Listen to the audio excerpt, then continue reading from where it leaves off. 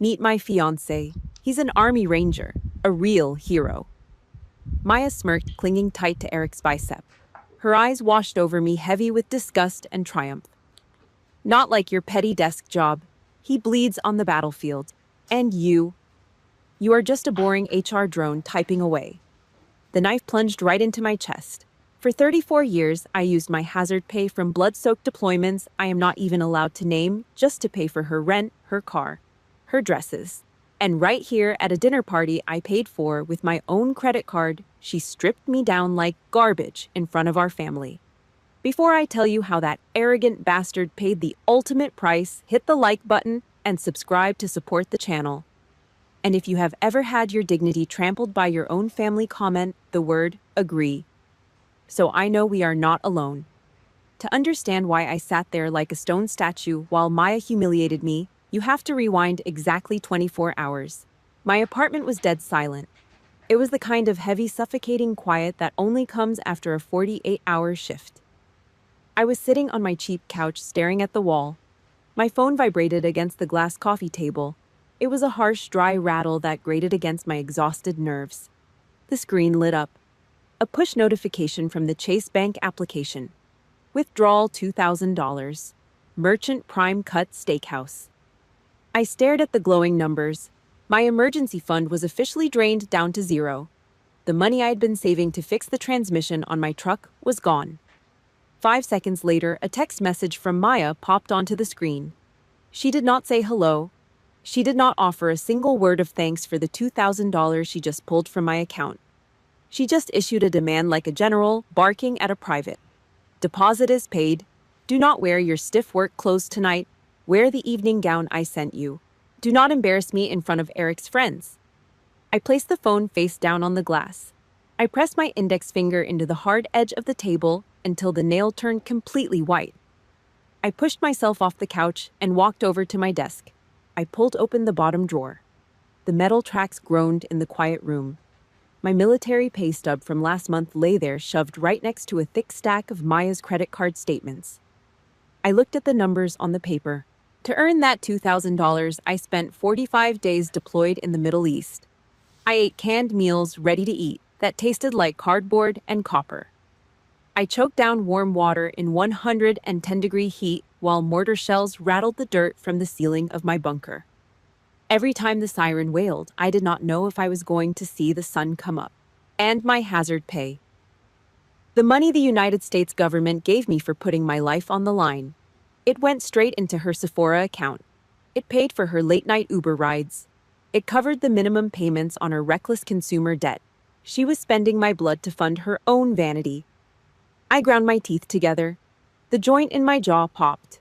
A cold draft crept down my spine, settling in the base of my neck like a block of ice. I did not cry. The military taught me how to assess risk. They taught me how to neutralize a threat. They did not teach me how to shed tears over bad investments. The screen of my phone lit up again. It was my mother. I swiped the screen to answer and put it on speaker. She did not ask how I was doing. She did not ask if I was resting after my rotation. The first words out of her mouth hit my ear like shrapnel. Make sure you get to the restaurant early to settle the wine bill, Elaine. You are single. Your government paycheck clears every 2 weeks. Help your sister out. She's about to marry a soldier who actually works out in the dirt. She does not have it easy sitting in an air-conditioned office all day like you. The truth twisted so violently it made my stomach turn. I closed my eyes. That was friendly fire. A bullet fired straight into my back from my own blood. That is the bitter, unspoken rule. In our house, the child who does not scream and throw tantrums will forever be stripped of every dime to feed the one who does. I was the bank. Maya was the golden child. I was just the machinery designed to keep her comfortable. I heard you, Mom, I said. My voice was flat, empty. I disconnected the call. I did not give her a chance to say another word. I walked into my bedroom and looked at the dress Maya had mailed to me. It was a cheap, flimsy evening gown covered in fake sequins. It looked like something a desperate teenager would wear to a bad nightclub. I grabbed it by the collar, walked over to the corner of the room, and dropped it straight into the trash can. I walked over to my metal storage locker. It was dented on the side from my last move. I turned the combination dial. The heavy iron latch clicked open, releasing the faint, sharp smell of mothballs and brass polish. I pushed past the civilian clothes hanging on the rack. I reached into the back and pulled out my service khaki uniform. The fabric was stiff. The creases on the sleeves were ironed sharp enough to cut paper. I put it on. I buttoned every single button with absolute mechanical precision. I smoothed out the fabric over my shoulders, feeling the familiar weight of the uniform ground me. Then I reached into a small velvet box on the top shelf and pulled out a tarnished bronze pin, the Joint Special Operations Command Badge, JSOC. To a civilian on the street, it is just a piece of metal. It means nothing. To anyone who has actually served in the military, it is the Grim Reaper's calling card. It is a symbol worn by the ghosts who write the target packages that combat troops execute. I pinned it over my left breast pocket. I felt the cold metal press through the fabric against my skin. I looked at myself in the mirror. My face was a mask of stone. Tonight, I refused to be a walking ATM. Tonight, I was not the quiet, compliant older sister. Tonight, I was a lieutenant commander in the United States Navy. I grabbed my car keys from the counter. I locked the apartment door behind me. As I walked down the concrete hallway toward the parking garage, my combat boots made absolutely no sound. I was a ghost, and I was heading straight for the crash site. The yellow sodium lights of Interstate 95 washed over the dashboard of my truck. I kept my hands firmly at the 10 and 2 positions, my back rigid against the driver's seat. As my truck passed under a street lamp, the harsh light caught the back of my right hand. A faint crescent-shaped scar sat right below my knuckles. It is an old mark. 34 years on this earth, and that specific scar still pulls tight when the weather drops below freezing. I got it the year I turned 16. Maya needed a structural bridge model for the regional science fair. She had spent the previous 3 weeks at basement house parties drinking cheap vodka out of red plastic cups and sleeping until noon. It was Sunday night. The project was due Monday morning. I stayed awake for 3 days straight in our freezing, uninsulated garage. I used a rusty handsaw and coarse grit sandpaper to cut individual pieces of balsa wood. The smell of cheap wood glue sawdust and stale Folgers coffee filled my nose. My vision blurred from sheer exhaustion. I wanted my parents to look at me the way they looked at her. I thought if I built something perfect, they finally would. At 2 a.m, the saw blade caught on a hard knot in the wood. It slipped. The jagged metal teeth tore right through the skin of my hand, scraping the bone. I did not scream. I walked over to the greasy workbench, grabbed a roll of black electrical tape, and wrapped it tight over the bleeding cut. The adhesive burned against the open flesh. I drank the rest of my cold coffee and went right back to work. Maya was fast asleep in the bedroom directly above the garage. I could hear her heavy rhythmic snoring through the floorboards.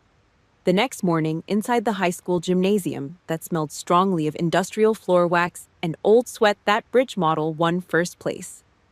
The judges handed Maya a giant blue ribbon. My mother and father rushed the stage. They hugged Maya. They kissed her forehead. They treated her like she had just cured a major global disease. I stood alone by the wooden bleachers. I kept my right hand shoved deep inside the pocket of my denim jacket. The blood had dried during the bus ride to school. The raw skin was stuck firmly to the inside lining of the fabric. Every time I moved my fingers, it felt like someone was dragging a razor blade across my knuckles. Not a single person looked at me. Not a single person asked why I looked like I had not slept in days, or why my hand was bleeding through my jacket. A local newspaper photographer asked the family to pose. My parents flanked Maya, beaming with pride. I took a step forward to join them. The photographer raised his hand and told me to step to the edge to balance the frame. When the picture was printed and stuck to our kitchen refrigerator a week later, I was not in it. They had cropped the photo entirely. They only wanted to see the golden child holding the shiny trophy. They refused to see the bleeding fingers that built it. That same night, I walked downstairs to get a glass of water. The kitchen was dark except for the blue glow of the television in the living room. My father was sitting in his leather recliner, drinking a can of Budweiser, staring blankly at a baseball game on ESPN. My mother was standing behind him, folding laundry. I stopped in the hallway, hidden in the shadows. "Elaine is tough," my mother said. You can drop her anywhere and she will survive. But Maya is so fragile. We have to protect her. We have to do more for her." My father did not look away from the television screen. He just took a slow sip of his beer and grunted in agreement, enabling by silence. That short conversation was a life sentence. In that exact second, I understood my permanent role in the American dream of our household. I did not have the right to be weak. Competence was punished. Helplessness was rewarded. I joined the military right after high school graduation. I signed the enlistment papers not just to serve the country, but to run away from being completely invisible in my own home. I thought putting a literal ocean between us would break the toxic umbilical cord. I was wrong. Distance did not stop the credit card bills from finding their way to my barracks. It did not stop the guilt-tripping phone calls demanding I pay for Maya's rent, her car repairs, her vacations. At the Pentagon, I was a tactical intelligence officer analyzing global threats. At home, I was just the janitor assigned to clean up Maya's messes. The blasting air horn of an 18-wheeler truck ripped me out of the past. I gripped the steering wheel and hit the brakes. I pulled the truck into the parking lot of the Prime Cut Steakhouse. The heavy tires crunched over the cold, salted asphalt. The bright neon sign of the restaurant burned a harsh, bloody red against the pitch-black winter sky. I parked my truck in the darkest corner of the lot, far away from the valet stand. I turned off the engine. The silence inside the cabin was immediate and heavy. I looked through the thick, tempered glass windows of the restaurant. I had a clear line of sight to the private dining room. There they were. Maya was holding a glass of champagne, leaning her entire body weight against a heavily muscled man in a tight suit. Eric. My parents sat directly across from them. My mother was laughing, holding her wine glass high. My father was smiling broadly, pointing his silver fork at the Army Ranger.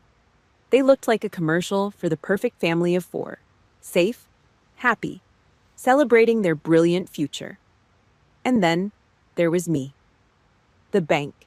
The ATM standing out in the freezing parking lot, watching them chew on premium steaks that I was paying for with my military hazard pay.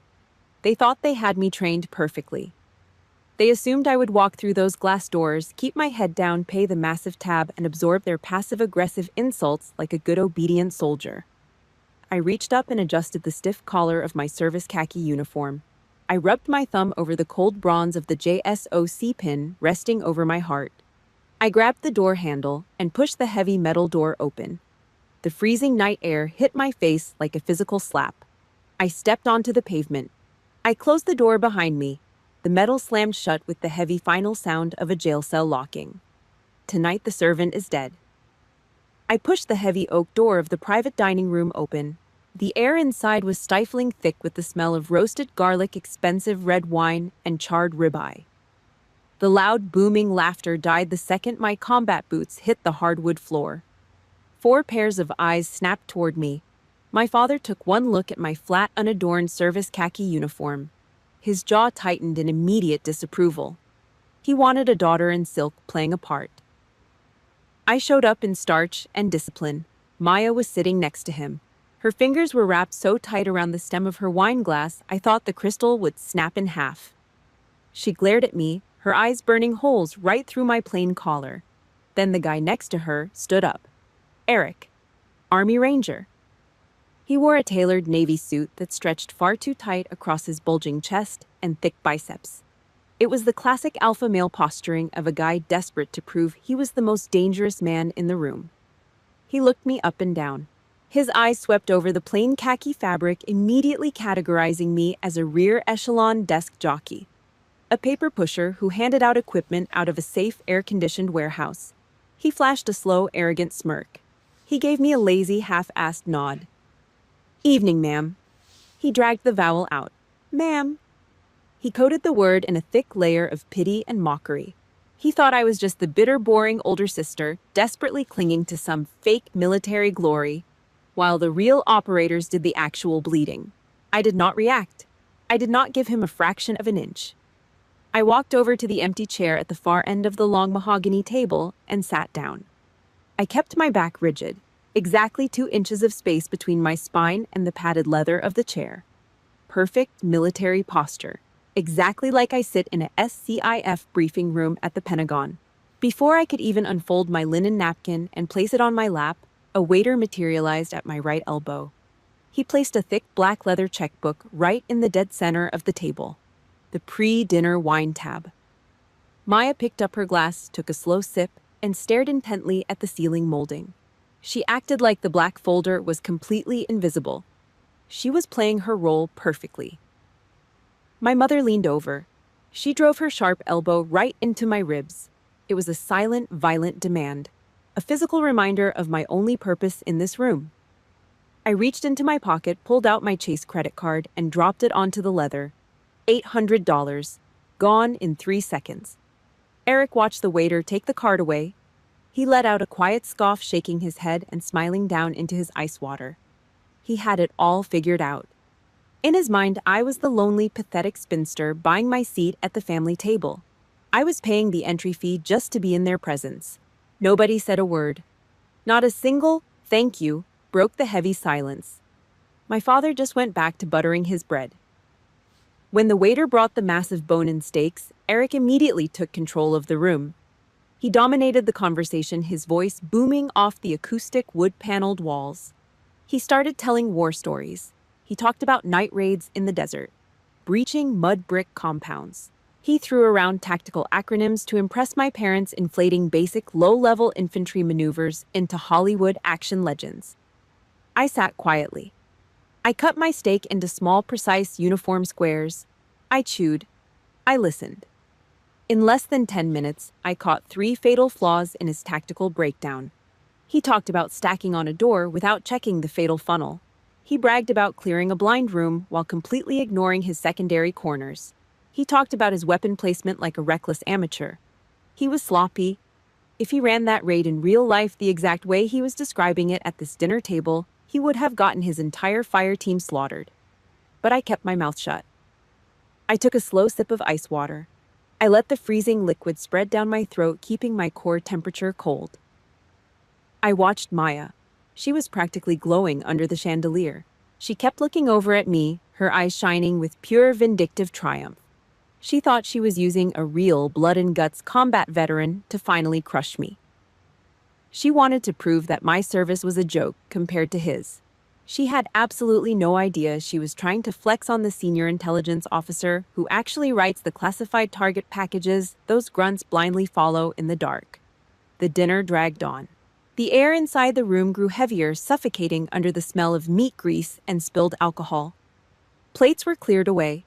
The table was littered with crumpled napkins, steak bones, and empty wine glasses. Maya set her silver fork down on the porcelain plate. It made a sharp, high-pitched clink. She picked up her white linen napkin and dabbed the corners of her mouth. She shifted her weight, sitting up a little straighter in her chair. She cleared her throat. I knew that movement. I had seen it 1,000 times since we were kids sharing a bathroom. She was chambering around. She was getting ready to deliver the kill shot, the final public insult to cement her status as the absolute queen of the family. Her eyes locked onto mine. They were as sharp and cold as a razor blade. I took a deep, slow breath in through my nose. 4 seconds in, 4 seconds hold. I did not shrink back into my chair. I did not look away. Instead, I leaned forward, moving my torso right into the center of the table. The heavy yellow light from the crystal chandelier above hit the left side of my chest.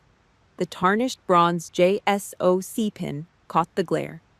It flashed with a cold, hard metallic light right in Eric's line of sight. The trap was set. You are just a boring HR drone typing away. Maya's insult echoed off the acoustic wood panels of the private dining room. My father stopped chewing. My mother held her wine glass perfectly still. They all waited for my reaction. They expected my face to flush bright red. They expected my voice to crack or for me to grab my purse, push my chair back, and run out into the freezing parking lot in tears. I did absolutely nothing. I did not blink. I did not flinch. To understand how I absorbed a direct hit without a single scratch on my armor, my mind did not stay in that steakhouse. It drifted back exactly 3 months. Level -2. The basement corridors of the Pentagon. I had just stepped out of the SCIF, the sensitive compartmented information facility. The heavy reinforced steel vault door engaged behind me with a loud mechanical magnetic clunk. You are not allowed to bring personal electronics inside a classified intelligence room. I had practically sprinted to the small bank of metal lockboxes in the secure hallway. My hands were shaking. I was sweating through my undershirt. It was not from the 3-hour tactical briefing on global insurgent movements. My hands were shaking because Maya had left 6 frantic voicemails on my phone, screaming and threatening to swallow a bottle of sleeping pills if I did not wire her rent money immediately. I leaned my forehead against the cold painted cinder block wall. I opened my banking application. My thumb hovered over the transfer button. My chest felt incredibly tight. I was an addict completely conditioned to hit the button, to stop the pain, to stop the screaming, to buy the temporary illusion of peace. I was half a second away from sending her another $1,500. Then a heavy hand slammed flat against the cinder block right next to my head. The impact startled me so badly, I dropped the phone. It clattered against the polished linoleum floor, the screen glowing bright against the scuffed tiles. I turned around and snapped to rigid attention. Colonel Dana Whitmore stood 2 inches away from my face.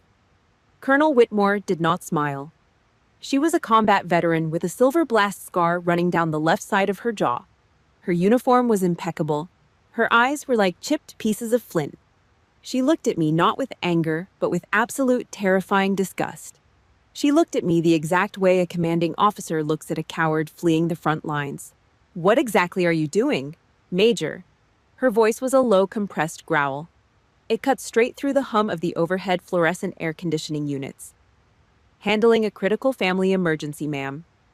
I stammered, breaking eye contact and staring straight ahead at the wall. Colonel Whitmore bent down and picked up my phone. The screen was still illuminated, showing the pending bank transfer to Maya's account. She looked at the screen, then looked back at me. Her expression hardened into pure granite. Inside that vault, Whitmore pointed a rigid finger at the heavy steel door of the SCIF. "You are an apex predator. You track down high-value targets. You build execution packages for special forces. You do not flinch when the room goes completely sideways." She stepped closer. I could smell the bitter black coffee on her breath. "But the second you step out of that door, you turn yourself into a free doormat. You let your family wipe their muddy boots all over your spine. You build target packages for Tier 1 operators, but you cannot even tell a spoiled 20-something girl, no." I swallowed hard. The truth tasted like dry ash. She is my younger sister, Colonel. She cannot take care of herself. If I do not pay this, the landlord will put her out on the street. Whitmore did not hand the phone back. Instead, her thumb swiped across the glass. She canceled the transaction. She closed the banking application entirely. "You are not saving her, Major," Whitmore said, her voice dropping to a harsh, cutting whisper. "You are robbing her of the right to grow up. You are paying cash to fund her stupidity. You are feeding the exact poison that is killing her." I opened my mouth to defend myself, but no words came out. The military had trained me to spot enemy manipulation tactics from a mile away, but I was completely blind to the ambush happening inside my own bloodline. Whitmore shoved the phone hard into the center of my chest. A soldier cannot march into a heavy firefight carrying a backpack full of someone else's bricks. You drop the dead weight, or you die in the dirt with them. Stop feeding the parasite. Act like a Commander Small. Whitmore turned on her heel and walked down the long, empty corridor. Her heavy boots struck the floor with perfect rhythmic precision. She left me standing there alone with my phone pressed against my ribs. Her words hit me like a sledgehammer, smashing the blind frosted glass I'd built around my brain for 34 years. I always thought my money was a shield protecting my family. Standing in that cold hallway, I finally realized it was just a feeding tube for a narcissist.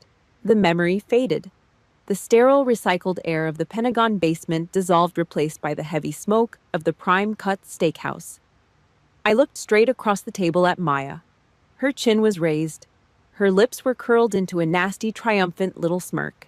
She was waiting for the emotional explosion. She was waiting for me to break. I did not feel any pain. The knife she tried to plunge into my chest just snapped against the titanium plate Colonel Whitmore had bolted over my heart. I did not see a powerful queen holding court at the dinner table. I just saw a pathetic, overgrown child who could not afford to pay for her own appetizers. I maintained the absolute dead silence of an interrogator letting a suspect dig their own grave. I did not yell. I did not defend my career. I did not shed a single tear. I just kept leaning forward into the light. My silence was a vacuum, and it sucked all the oxygen out of the room. Next to Maya, the loud, arrogant army ranger was not laughing anymore. Eric shifted his weight in the leather chair. The leather squeaked under his sudden tension. His eyes had dropped from my face down to the left side of my chest. The yellow light of the chandelier hit the tarnished bronze JSOC pin pinned perfectly to my lapel. His jaw went completely slack. The color drained out of his deeply tanned face. His thick chest stopped moving. He stopped breathing entirely. The pin was pulled. The grenade was live. The yellow light from the chandelier hit the tarnished bronze JSOC pin on my lapel. Eric stopped breathing. His arrogant, half-drunk smirk froze. Then it cracked. Then it completely shattered. The blood drained out of his deeply tanned face in less than a second, leaving his skin the color of dirty newspaper. The thick muscle in his left jaw twitched. Maya was still leaning heavily against him, her manicured fingers digging into his bicep, giggling about some expensive country club venue. Eric ripped his arm away. He moved so violently that Maya lost her balance and nearly pitched forward face first into her half-eaten ribeye. He pushed his chair back. The heavy wooden legs screamed against the polished hardwood floor. He scrambled backward, slamming his hips into the serving tray behind him. 3 crystal champagne flutes crashed to the floor. Glass exploded across the room. "Eric, what the hell is your problem?" Maya snapped, grabbing the edge of the table to steady herself. "Shut up," Eric hissed. The loud, booming infantry voice was completely gone. It was replaced by a raspy, panicked wheeze. "Maya, shut your damn mouth right now." The entire table froze. My father dropped his butter knife. It clattered loudly against his porcelain plate. Eric kept backing up, putting physical distance between himself and my sister. He pointed a thick, trembling finger across the table at me. "Do you have any idea who she is?" Maya's face flushed bright, ugly red. She hated losing control of the narrative. She hated looking foolish. "Are you insane, Eric? That is my pathetic older sister. She pushes paper in some boring HR office. Smack." Eric brought his flat palm down on the thick mahogany table. The sound cracked through the air like a 9mm gunshot. The private dining room went dead silent. The only sound left was the quiet hiss of the air conditioning vent. "You stupid, arrogant girl," Eric snarled. He was not looking at me anymore. He was staring down at Maya with pure, unadulterated disgust. "You do not know a damn thing. Pushes paper, I have been in the Ranger Regiment for 6 years. 6 years eating dirt in the absolute worst places on earth. I have seen that bronze badge exactly 2 times in my entire life." Eric was breathing heavy now. Sweat beaded on his forehead, catching the overhead light. The first time was on the chest of a Supreme Allied commander. The second time was on a special envoy in Kandahar. We did not even have the security clearance to know her last name. He leaned down, getting right in Maya's face. "Open your eyes. Look at her lapel. That is JSOC, Joint Special Operations Command. She is not human resources. She is the Reaper." Maya's mouth opened and closed like a dying fish on a dock. The heavy, expensive makeup on her face suddenly looked like cheap clown paint. She looked at me, then at Eric, waiting for the punchline, waiting for the joke. Nobody was laughing. Eric turned his back on her entirely. He squared his broad shoulders toward my end of the table. His spine snapped perfectly straight. His heavy leather dress shoes slammed together. The sharp clack of his heels echoed in the quiet room. Pure, absolute military muscle memory overriding his civilian clothes. "Ma'am." He said the word again, but this time there was no lazy drawl, no arrogant mockery. It was heavy with absolute respect and cold, creeping dread. "Ma'am, I am profoundly sorry." He kept his eyes locked straight ahead, staring at a spot on the wall right above my head. He was terrified to make direct eye contact. "I swear to God, I had absolutely no idea. If I had known who you were, I would never have spoken to a superior officer that way. I was out of line." Maya completely lost it. The illusion was dead. The empire she built on my dime was burning to the ground. Why the hell are you apologizing to her? Maya screamed. Her voice was shrill, desperate, cracking at the edges. She pointed a shaking finger at me. This is her fault. She did this on purpose. She wore that ugly uniform just to ruin my wedding. Why do? Eric did not even flinch at her screaming. He reached over the back of his wooden chair and grabbed his navy suit jacket. There is no wedding, Eric said. The words were flat. Final. Maya stopped breathing. What? I am not marrying a liar, Eric said, sliding his arms into his jacket. I am not marrying a spoiled brat who disrespects a senior combat officer just to make herself feel big. We are done. He did not wait for an answer. He did not look at my parents. He turned on his heel and walked straight out of the private dining room. The heavy oak door swung shut behind him. Maya collapsed into her chair. She buried her face in her hands and started sobbing. Loud, ugly, gasping sobs that shook her bare shoulders. My mother immediately jumped up. She rushed around the table and hovered over her golden child, rubbing her back, glaring across the table at me like I had just committed murder. My father sat completely paralyzed, staring at the JSOC pin on my chest like it was a loaded weapon. I did not smile. I did not feel the need to gloat. I felt nothing but the cold efficiency of a completed mission. I stood up slowly. The legs of my chair made no sound on the wood floor. I reached into my pocket, pulled out a crisp, brand new $100 bill, and dropped it onto my empty plate. It covered the cost of my ice water and the waiter's tip. I looked down at Maya. She looked up at me, her mascara running down her cheeks in thick, dark lines. I never wanted this, I said. My voice was a flat, unreadable baseline. But you just shot yourself in the foot, Maya. I turned my back on the wreckage of my family. I walked out the door, down the hallway, and pushed through the front entrance of the restaurant. The freezing night air hit my lungs. I walked across the dark asphalt, got into my truck, and turned the key. The engine roared to life in the empty lot. Tomorrow morning at 0600 hours, the real financial lockdown begins. 0600 hours. The exact moment the sun broke over the concrete horizon of the city. My phone was having a seizure on the nightstand. The screen strobed violently in the dim bedroom, vibrating against the cheap laminate wood. I reached over, unplugged the charging cable, and looked at the locked screen. 32 missed calls, 18 frantic voicemails, a constant unbroken stream of text messages pouring in so fast the operating system started to lag. Every single one was from Maya. I swiped open the message thread. It was exactly what I expected. Pure textbook Darview. Deny, attack, reverse, victim, and offender. She did not apologize for setting me up at the steakhouse. She did not express a single ounce of regret. Instead, she doubled down. She issued demands like a hostage taker. You need to call Eric right now. Tell him you lied. You ruined my life. Fix this. You owe me a new wedding deposit. Pick up the damn phone. It was a garbage rain of toxic blame. In the military, when a forward operating base is compromised by a chemical leak or hostile breach, there is only one standard operating procedure. You do not try to reason with the gas. You do not negotiate with the breach. You lock it down. Total containment.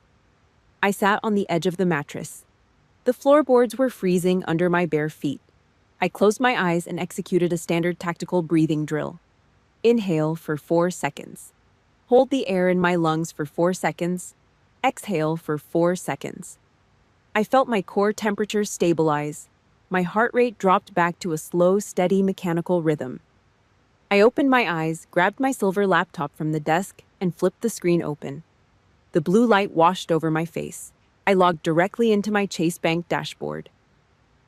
It was time to disarm the enemy. I clicked on the credit card management tab. Right there, sitting under my primary account, was the authorized user card issued in Maya's name. This was the exact piece of plastic she used to buy $8 iced lattes, fill the gas tank of her leased car, and buy expensive clothes she wore once and threw in the back of her closet. It was her absolute lifeline. And it was tied directly to my combat pay. I moved the cursor over the gray button that read, Lock Card. My hand stopped. The cursor hovered over the button. A sharp physical pain tightened the center of my chest. It was the guilt. The deep, ingrained, decades-old programming installed by my mother. If I click this button, Maya will not be able to buy breakfast this morning. If her tire goes flat, she will be stranded on the side of the road. My thumb rested heavy on the trackpad. The instinct to protect her was screaming at me. Then Colonel Whitmore's voice cut through the noise in my head. "Do not feed the poison." I pushed my thumb down hard. Click. The screen buffered for 2 seconds. Then a thick red banner appeared across the top of the dashboard. Status access revoked. The umbilical cord was finally cut. But I was not finished. A lockdown is not complete until every single vulnerability is sealed. I navigated to the auto pay settings. The monthly rent for Maya's luxury apartment in the trendy part of town. 5 clicks, canceled. Next was her car insurance premium. 3 clicks, canceled. Her cellular phone plan, 2 clicks, removed from the family account. I was systematically pulling the bricks out of the fantasy castle she had built on my broken back. She wanted to act like a grown woman. She wanted to stand in an expensive restaurant and belittle the person paying for the roof over her head. Fine. Today she was going to experience the brutal, unfiltered reality of being an adult. She was going to taste the bitter flavor of a utility bill.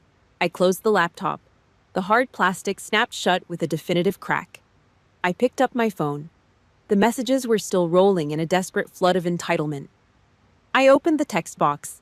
I did not type out a long emotional explanation. I did not justify my actions. I typed exactly 2 sentences as cold and final as a judge's gavel. The ATM is permanently closed. Manage your own survival. I hit send. Before the delivery receipt could even register on the screen, I tapped her profile picture. Scroll to the bottom. Block this caller. Confirm. Sometimes the most loving thing you can do for a parasite is let them taste starvation. Let them feel the cold reality of an empty wallet. If you know the gut-wrenching pain of finally setting a financial boundary with your own family, hit the like button and drop the word independent in the comments below.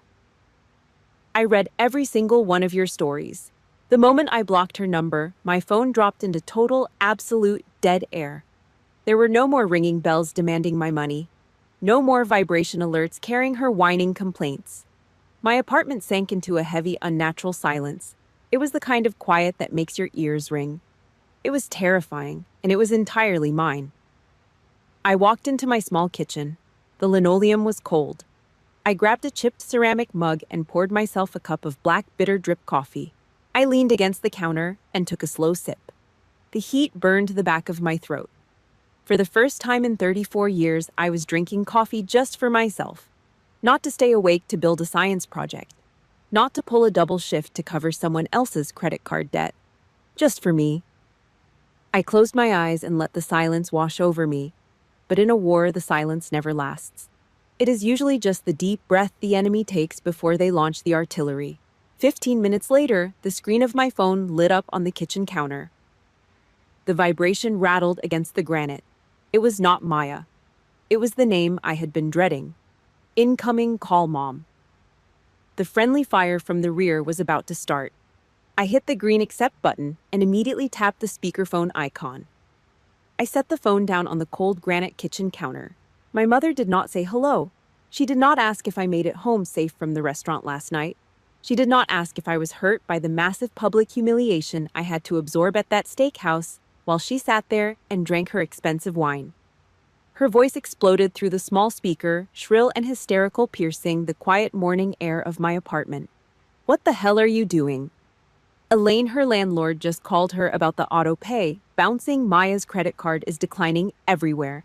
She is having a total panic attack on her living room floor. You are the older sister. How can you be so cold-blooded? Call Chase Bank right now and unfreeze that account. I reached under the sink and pulled out a bottle of Windex and a clean microfiber rag. The harsh chemical smell of blue ammonia filled my lungs. I sprayed the black glass stovetop. I started wiping it down in slow, methodical, overlapping circles. I let her scream. I let her empty her lungs entirely. I listened to her panting on the other end of the line, waiting for me to apologize and fix the mess. When the line finally went quiet, except for her heavy, agitated breathing, I stopped wiping the glass. "Did you hear her insult me in front of a stranger last night, Mom?" My voice was entirely flat. I did not raise it a single decibel. I just asked the question like a lawyer verifying a fact on the record. There was a 1-second pause on the line, just long enough for her brain to register the question and immediately dismiss it as totally irrelevant. "Oh, for God's sake!" My mother scoffed, waving the fact away like a minor annoyance. "She just misspoke. She was stressed out about the wedding. You are a soldier, Elaine. You are tough. You have a spine made of steel. Why do you have to hold a grudge against a fragile girl? She just lost her fiancé, and now you are trying to ruin her completely." I stared at the black reflection of the stovetop.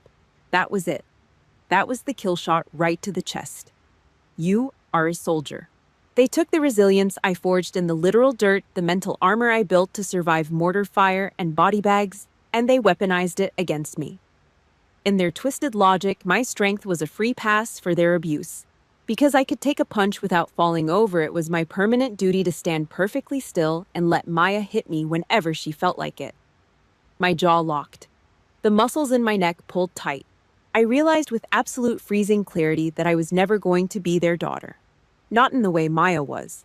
I was just the shock absorber for their golden child. I was the heavy machinery they kept in the garage until something broke down and needed fixing. I threw the microfiber rag into the stainless steel sink. It landed with a wet, heavy thud.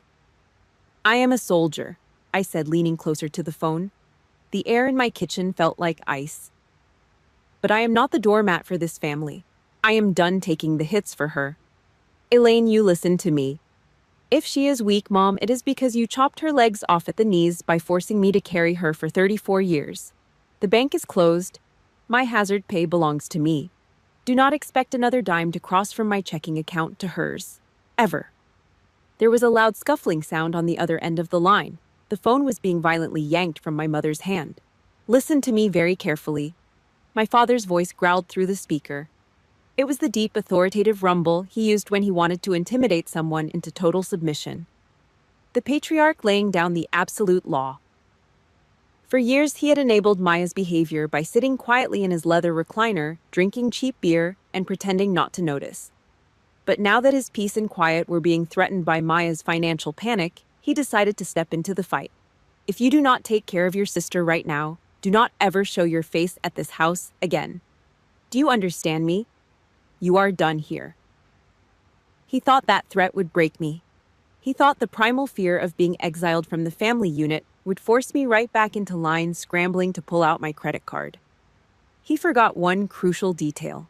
He was talking to a woman who had spent months sleeping in hostile territory, completely cut off from the rest of the world, surrounded by people who actively wanted to kill her. I knew exactly how to survive in the wild without a safety net. "Fine, Dad," I replied. My voice was colder than the winter air outside my window. "Consider me an orphan." "Excuse me. If either of you call this number again to act as her debt collector, I am blocking you both. Have a good life. Goodbye." I hit the red button on the screen. The call dropped immediately. The kitchen sank back into absolute ringing silence. The sudden lack of noise was so heavy it felt like a physical pressure against my eardrums. I stood there for a long time, staring at the blank black screen of the phone. The chemical smell of the Windex stung my eyes, but I did not blink. I walked slowly out of the kitchen and into the living room. On the wooden television stand sitting right next to a stack of military history books was a silver picture frame.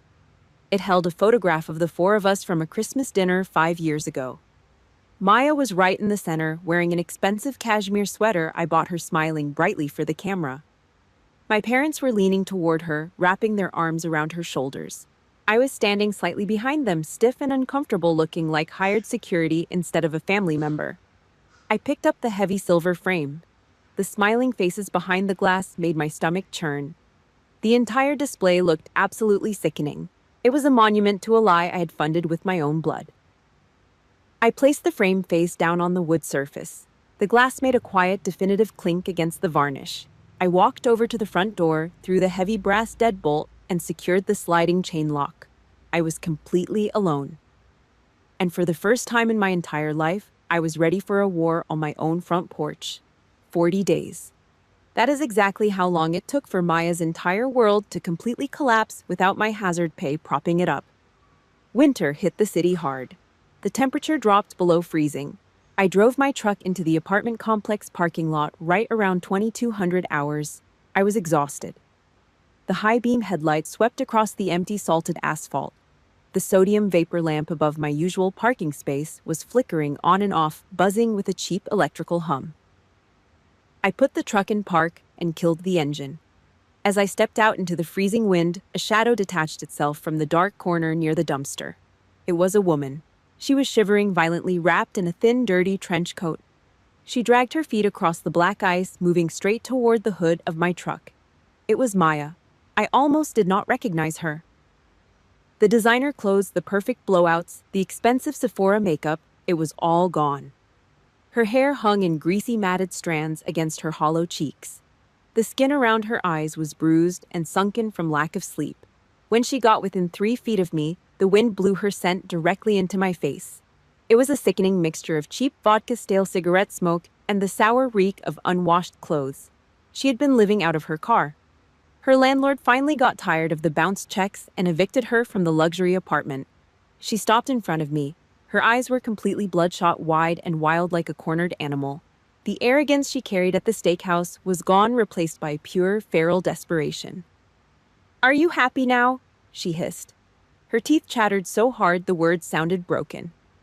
"You killed me. I am sleeping in the back seat of a Honda Civic.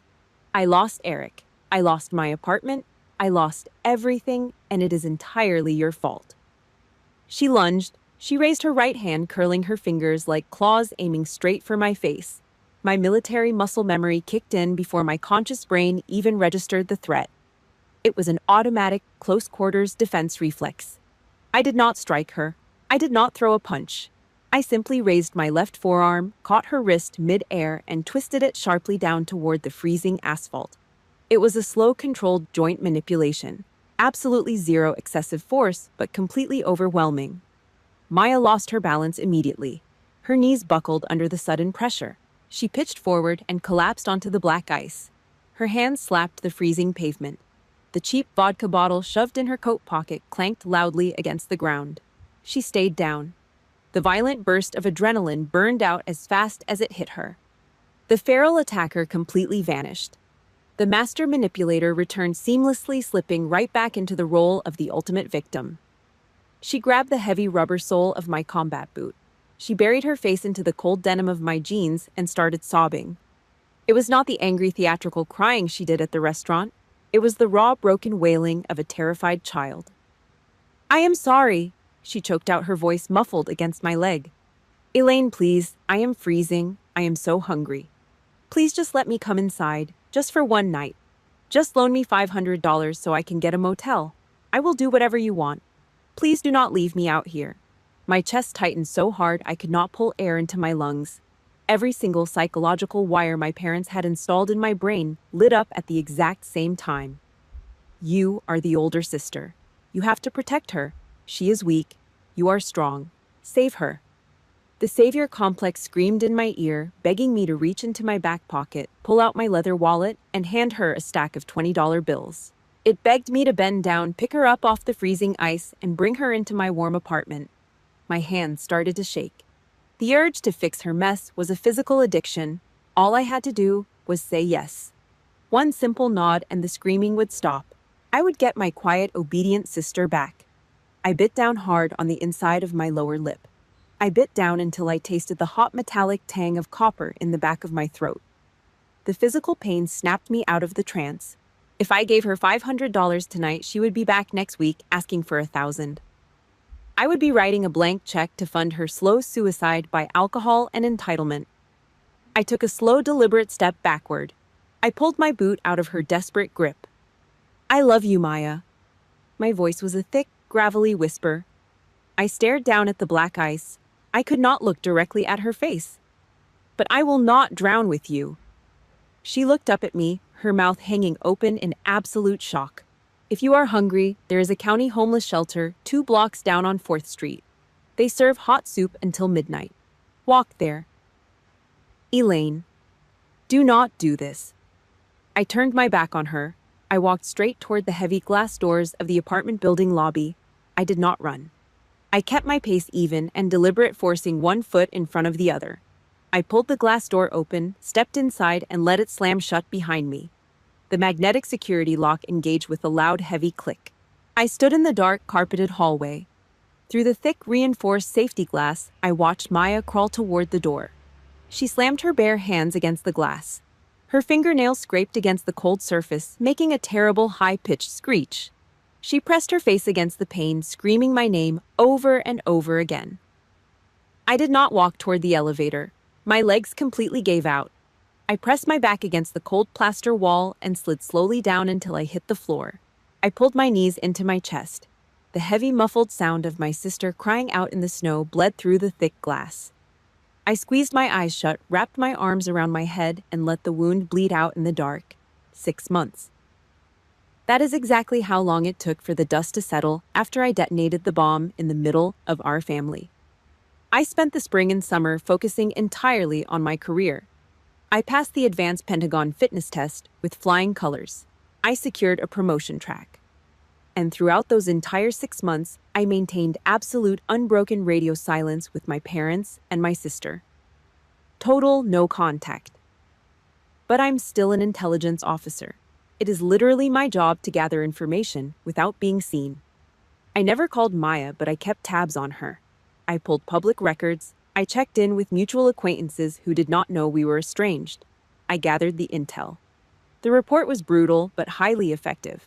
Maya had to sell the Audi I co-signed for her just to pay off the immediate debt Eric left behind when he broke the lease. She could not afford the trendy downtown area anymore. She rented a small cramped room in a cheap apartment complex out in the suburbs. She had to take the bus. But here is the absolute miracle: she did not die.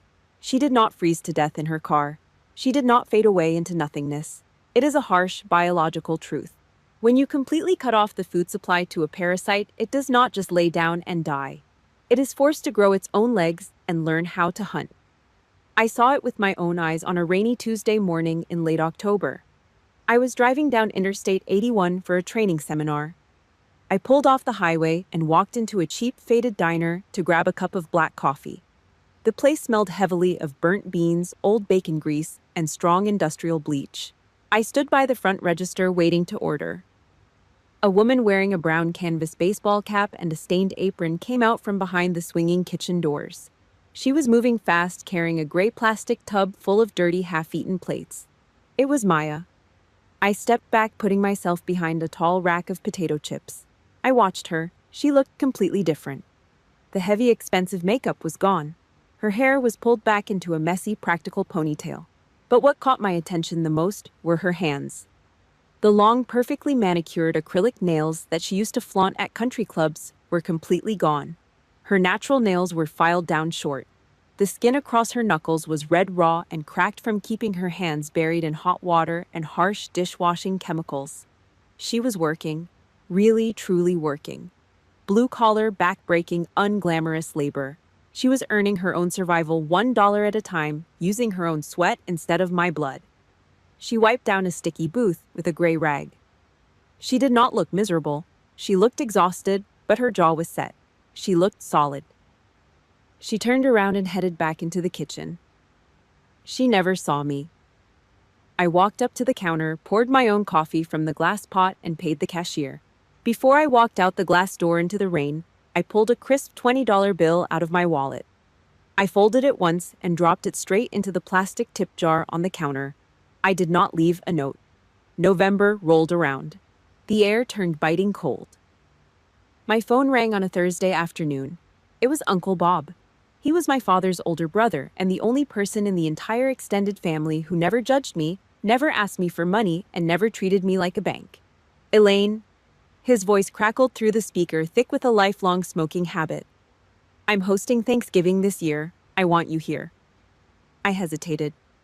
Uncle Bob, you know the situation. Mom and Dad are going to be there. Maya is going to be there. It will be a bloodbath. No, it will not, he said firmly. I already laid down the law. No screaming, no drama. Just eat the damn turkey. You are family, Elaine. Come over. And do me a favor, do not wear the uniform. Leave the armor at home. There is no war today. I stared at the wall for a long time after we hung up. I could easily say no.